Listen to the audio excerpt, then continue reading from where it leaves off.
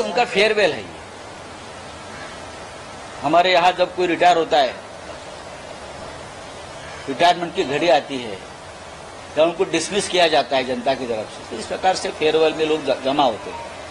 मोदी जी का ये चुनाव आखिरी है, मोदी जी चुनाव लड़ेंगे। चुनाव में क्या निर्णय होगा मुझे मालूम नहीं, वाराणसी की जनता क्या निर्णय लेगी, लेकिन मोदी जी प्रधानमंत्री नहीं बनने जा रहे। बस इतना मैं कह सकता हूँ। चलो, मुंबई में होर्डिंग काफी गिरा है, उस बारे में पूछना चाहूंगा तो होर्डिंग गिरा है, क्या लगता है आपको? देखिए, मुंबई महानगर पालिका में आप किसी की भी हुकूमत नहीं है, सरकार नहीं है।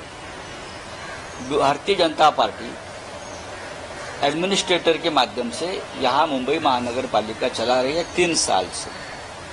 तो मुंबई में आज जो भी हो रहा है उसके लिए बीजेपी और शिंदे गुट जिम्मेदार है। कल हुआ 14 लोगों की मौत हुई है, उनके हत्यारे बीजेपी और शिंदे गुट है।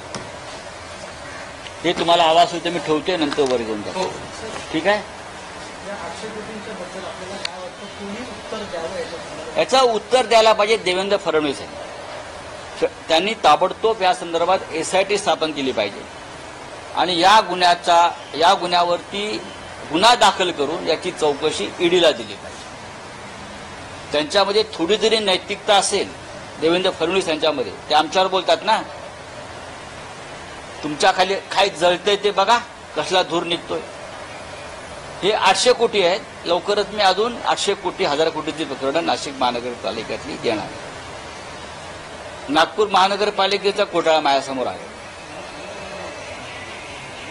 800 कोटीचा घोटाळा, जमीन संपादन, भूसंपादन, आणि त्यातले गुन्हेगार लाभार्थी हे काल सीएम बरोबर बसले आहेत, निर्लज्जपणे सीएम त्यांच्यावर बसले आहेत।